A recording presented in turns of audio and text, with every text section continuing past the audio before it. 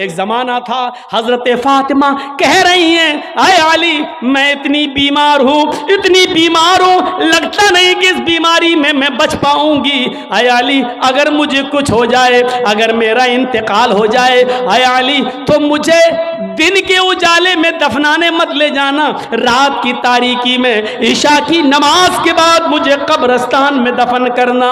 हजरत अली ने कहा, ऐ फातिमा ऐसा क्यों कह रही हो? अगर तुम्हारा इंतकाल सुबह फजर के बाद हो तो क्या ईशा तक हम तुम्हारे जनाजे को रखेंगे, मिट्टी को रखेंगे?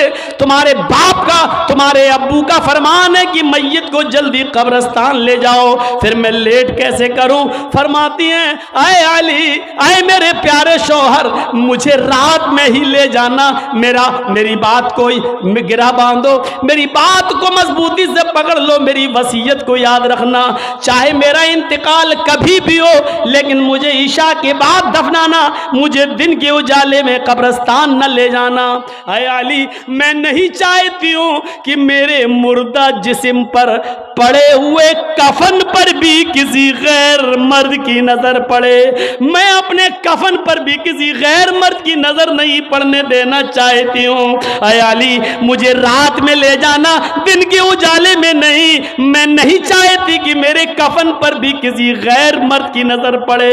मेरे भाइयों, इंतकाल के बाद निकाह जायज नहीं है, इंतकाल के बाद शादी नहीं होती है, लेकिन इंतकाल के बाद भी अपने जिस्म को तो छोड़ो, अपने कफन को भी किसी गैर मर्द को देखने की इजाजत नहीं दे रही हैं। यह था हजरत फातिमा का पर्दा। इस पर्दे की रोशनी में मेरी बहनों, अपने गरीबानों में झांक कर देखो, अपने गरीबानों के बटन खोलो और तलाश करो, हम कहां खड़े हैं, हमारा पर्दा क्या है, हमारी इज्जत व आबरू क्या है। आज हमारे चेहरों का हरकस और नाकस देख रहा है, कल तक हमारे इन खूबसूरत गालों को कभी आसमान की निगाहों ने भी नहीं देखा था, चांद और सितारों ने भी नहीं देखा था, और आज जो चाहता है देख लेता है, हरकस और नाकस जिसको चाहो आज वो बड़ी आसानी से हमारी बहनों बेटियों का दीदार कर रहा है। और एक और बात, जितना अमीर बाप है, जितना अमीर बाप है, जितना भी बाप अमीर मिलेगा आपको, आप देखिएगा उसकी बेटी उतने ही कम कपड़े पहने हुए होगी। किस बात का अमीर है तू? काहे का अमीर है तू? अपनी बेटी को 5 मीटर का कपड़ा लाकर नहीं दे सकता है तो काहे का अमीर है तू? कंजूस और बखील बाप। अल्लाह ताला ने इन अमीरों को ऐसी सजा दी है, ऐसी सजा दी है, कल तक ये गरीबों की लड़कियों को डांस कराया करते थे, आज अल्लाह ताला ने इन अमीरों की लड़कियों के जिस्मों से कपड़े उतार कर उनको लोगों की नजरों को दीदार करने पर मजबूर कर दिया। आज इन अमीरों की लड़कियों के जिस्मों से कपड़े उतरवा कर आज गरीब इन लड़कियों को देख रहे हैं, उनका नजारा कर रहे हैं। आज अमीरों को अल्लाह ने ये सजा दी है। आज वो फैशन समझते हैं कि मेरी बेटी फैशनेबल कपड़े पहने हुए हैं। नहीं नहीं मेरे भाइयों, मेरी भाइयों, आप अपनी बहनों के जिम्मेदार हैं। अल्लाह के नबी ने फरमाया कि जिस लड़की का बाप, जिसकी बेटी बेपर्दा घूमे वो बाप दयूस है, जिसकी बहन बेपर्दा घूमे वो भाई दयूस है, जिसकी बेटी बेपर्दा घूमे वो बाप दयूस है, जिसकी बीवी बेपर्दा घूमे वो शौहर दयूस है। गौर करो कितनी साफ लफ्जों में, कितने साफ लफ्जों में अल्लाह के नबी ने फरमाया, जिसकी बहन बेपर्दा घूमे वो भाई दयूस, जिसकी बेटी बेपर्दा घूमे वो बाप दयूस, जिसकी बेटी बेपर्दा घूमे वो बाप दयूस, जिसकी बीवी बेपर्दा घूमे वो शौहर दयूस। अब दयूस का माना अगर हम समझ जाएं तो सारा मामला हल हो जाए। दयूस का ये तो अरबी लफ्ज है ना, इसका उर्दू में तर्जमा होता है, सुनने की ताकत है? सुनेंगे? दयूस का मतलब होता है भड़ुआ। और भड़ुआ किसको कहते हैं बताने की जरूरत नहीं, जानते होंगे। भड़ुआ कहते हैं उसको जिसने अपनी बहन, बेटी या बीवी या माँ को गलत काम करने के लिए किसी अड्डे पर बिठा दिया हो, चकले पर बिठा दिया हो और उनसे गलत काम करवाता हो और उनकी कमाई खाता हो, अरबी जबान में इसको दयूस कहते हैं और उर्दू में इसको भड़ुआ कहते हैं। कितना सख्त जुमला इस्तेमाल किया अल्लाह के रसूल ने। मौलाना जर्जीस को आप कह रहे होंगे ये क्या हो गया इसको। अल्लाह के नबी ने कहा जिसकी मां बेपर्दा घूमे और बेटा अपनी मां की बेपर्दगी पर कुछ ना बोलता हो वो बेटा भड़ुआ। जिसकी बीवी बेपर्दा घूमे और शौहर अपनी बीवी की बेपर्दगी पर कुछ ना बोले वो शौहर भड़ुआ। जिसकी बहन बेपर्दा घूमे और वो भाई अपनी बहन की बेपर्दगी पर खामोश रहे वो भाई भड़ुआ। और जिसकी बेटी बेपर्दा घूमे और बाप अपनी बेटी की बेपर्दगी पर खामोश रहे वो बाप भड़ुआ। दयूस कह दो मौलाना चलेगा, भड़ुआ मत कहो, अच्छा नहीं लग रहा है। हम कब कह रहे हैं कि अच्छा लग रहा है? हमको अच्छा लगाना कब है? जब अच्छा ही लगने लगे तो फायदा क्या है? इंजेक्शन ऐसे लगाओ दर्द ना हो। बा साहब ऐसा हो सकता है कि इंजेक्शन लगे और दर्द ना हो? इंजेक्शन भी लगवाना चाहते हो और दर्द भी नहीं चाहते हो, तब तो होम्योपैथिक दवा ले लो, मीठी गोलियां खा लो जो मरने के बाद फायदा करती है।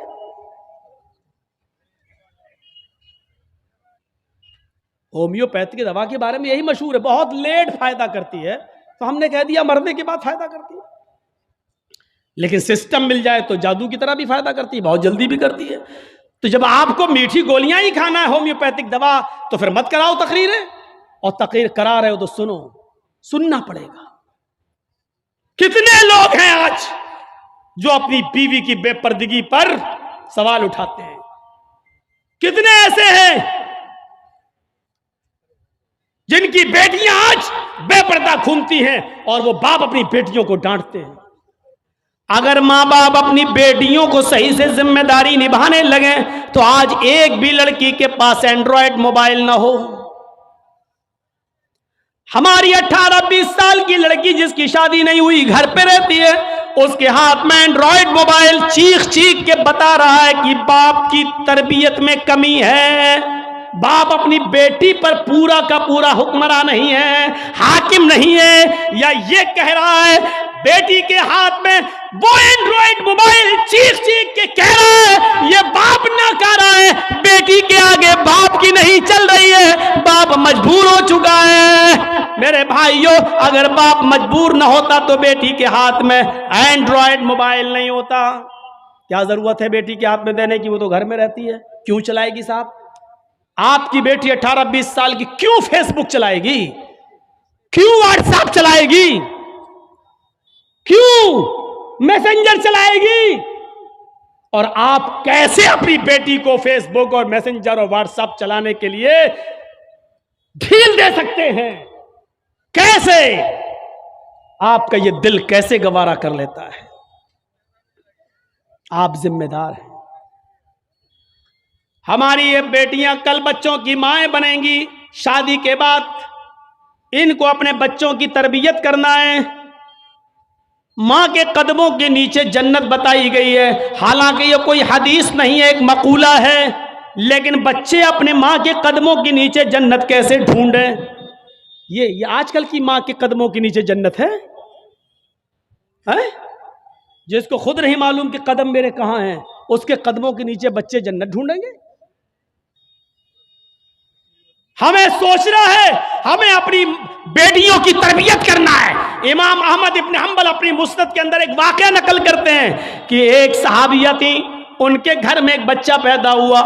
एक सहाबिया थी, उनके घर में एक बच्चा पैदा हुआ। जब बच्चा पेशाब करता था तो पानी का लोटा उस बच्चे की शर्मगाह पे डाल देती थी। जैसी बच्चे ने पेशाब किया वो पानी लाती और शर्मगाह पे डाल देती। वो सहाबिया कहती हैं मेरा बेटा जब चलने के लायक हुआ, पहला दिन था उसका चलने का, पहला दिन था मेरे बेटे के चलने का, पहला दिन था मेरा बेटा खड़े होकर जब चला, मेरे बेटे को जब पेशाब की जरूरत महसूस हुई तो उसने पानी का बर्तन देखना शुरू कर दिया।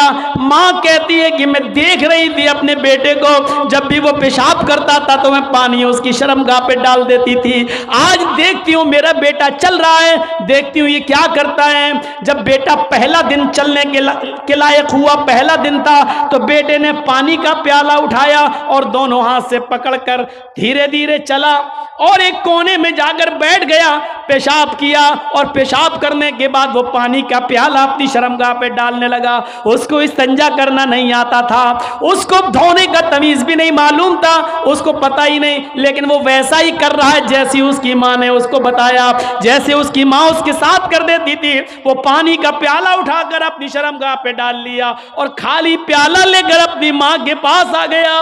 माँ की आंखों में आंसू आ गए, आसमान पर नजर डालकर कहती है फुज़्तु बिरब्बिल काबा, काबे के रब की कसम में कामयाब हो गई, अल्लाह की कसम में कामयाब हो गई। अपने बच्चे को जो सिखाना चाहती थी मेरे बच्चे ने वो सीख लिया।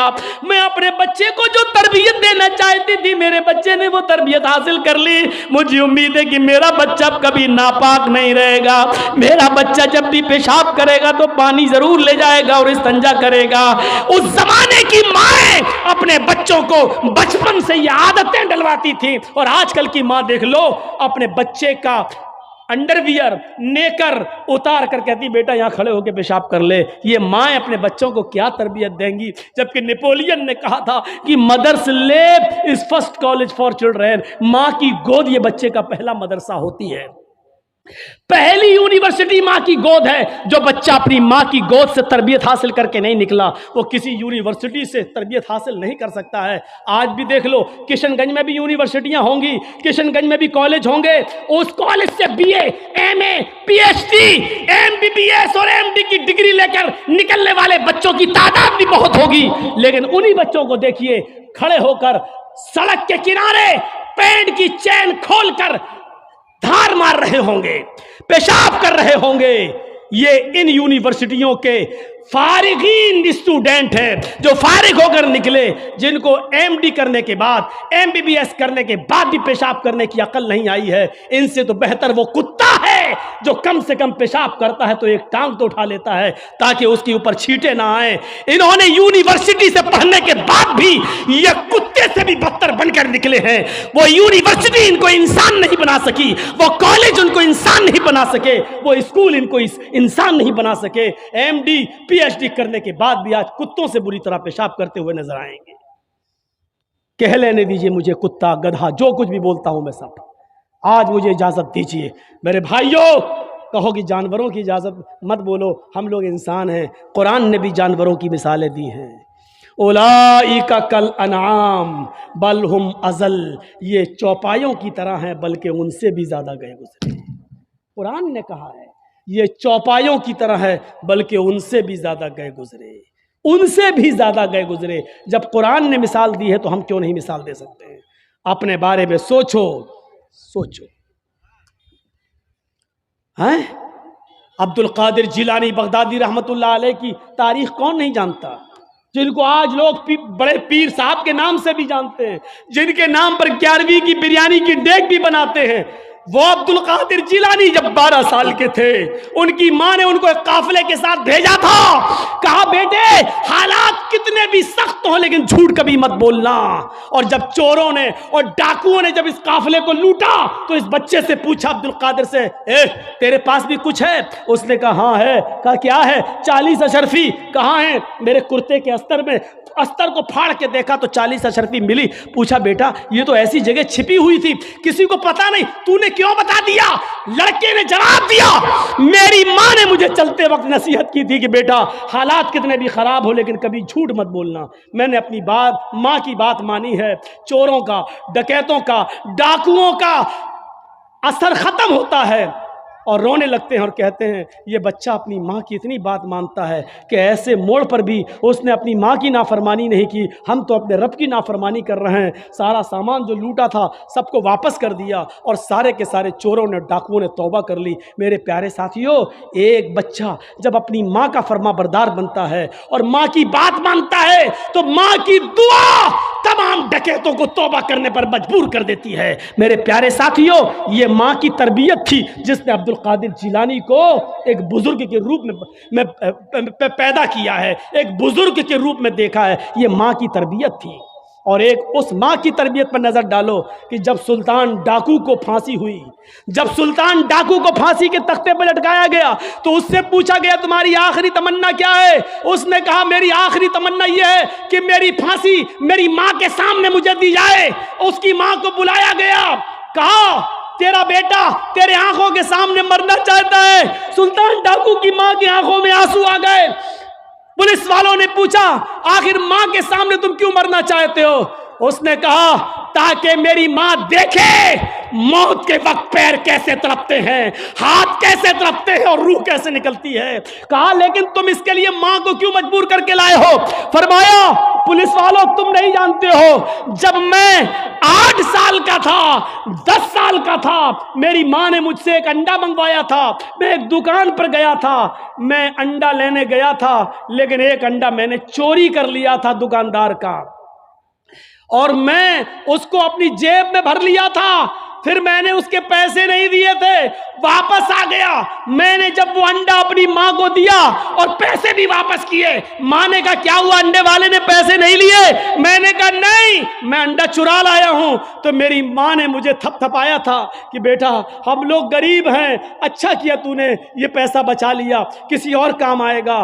फिर यहीं से मुझे चोरी की आदत पड़ती है, मेरे हौसले बढ़ते हैं, फिर मैं डाकू बनता हूँ। फिर मैंने लोगों का माल लूटा और जब लोगों ने नहीं दिया तो मैंने उनकी जानें ली। फिर मैं बहुत बड़ा लुटेरा बन गया और इतना बड़ा लुटेरा बना के पकड़ा गया और कानून ने मुझे फांसी की सजा दी। अगर मेरी मां ने मुझे अंडा चुराते वक्त जब मैं घर पे लाया था उसी वक्त एक थप्पड़ मारा होता और अंडे वाले को देकर माफी मांग ली होती तो आज मैं इतना बड़ा चोर नहीं बनता, आज इतना बड़ा मैं डाकू नहीं बनता, आज मैं इतना बड़ा लुटेरा नहीं बनता। ये मेरी माँ की तरबियत थी जिसने मुझे फांसी के तख्ते पर चढ़ा दिया। मेरे भाइयों, मेरा भी वक्त हो गया है, इसलिए मैं थोड़ा सा बस जुमले ख़त्म करने वाला हूँ। आप थोड़ा सा बैठे रहिए, इसी तरीके से मोबाइल जलाए रहिए। तो मेरे भाइयों, माँ की तरबियत ही कुछ हुआ करती है। माँ चाहे तो अपने बच्चे को डाकू बना दे, माँ चाहे तो अपने बच्चे को अब्दुल कादिर जिलानी बगदादी की तरह बुजुर्ग बना दे। ये माँ की तरबियत होती है। तो मेरे भाइयों, 1:45 बज भी गए हैं, 11:45 से तकरीर शुरू थी और 1:45 बज गए हैं। 2 घंटा मेरा तकरीबन हो भी गया है और जनरेटर की तेल भी ऐसी मौके पर ख़त्म होने को था। तो मेरे भाइयों, माँ की तरबियत से इबरत हासिल करो और रुकिए, अभी कोई नहीं उठेगा, रुकिए। ख़त्म करने से पहले मुझे गुजारिश आपसे करनी है, एक अहद लेकर उठो, एक अहद पैमान लेकर उठो कि हम इंशाअल्लाह अपने बच्चों की अच्छी तरबियत करेंगे। इस वक्त मुल्क के हालात आप देख रहे हैं क्या है। इस वक्त यूपी के चुनाव को जीतने के लिए अब अयोध्या और ये सारी बातें की जाने लगी हैं और अब मथुरा वाली बातें भी आने लगी हैं सामने। यूपी के चुनाव को किस तरीके से भुनाया जा रहा है। और हमारे यूपी में एक साहब ऐसे भी हैं कि एक ने अगर ये कहा कि अयोध्या और ये तो झांकी है, अब जो है मथुरा की बारी है या मथुरा का नंबर है, इस पर नमक और तेल छिड़ककर एक साहब है वो और ज्यादा उसको पॉपुलेशन करेंगे और ज्यादा उसको बढ़ाएंगे, क्योंकि एक तरफ हिंदू हिंदू किया जा रहा है तो एक साहब है वो मुसलमान मुसलमान करेंगे। और इस तरीके से आने वाले चुनाव में एक बखेड़ा होने वाला है। ये भी हो सकता है कि आगे चलकर इस चुनाव में आखिरी जब लहर हो, आखिरी जब काउंटिंग हो, आखिरी जब वो वोट डालने का नंबर आए तो उस मौके पर कोरोना की तीसरी लहर भी आ जाए, क्योंकि ये सारी प्लानिंग ऊपर बैठती है, ऊपर होती है। कब कोरोना पैदा करना है, कब कोरोना गायब करना है, कहाँ लाना है, कहाँ नहीं लाना है, इसको यूपी में किस मौके पर लाया जाएगा, कैसे लाया जाएगा, ये सारी साजिशें हो रही हैं। ऐसे मौके पर हम मुसलमानों को एक प्लेटफार्म पे आना बहुत ज़रूरी है।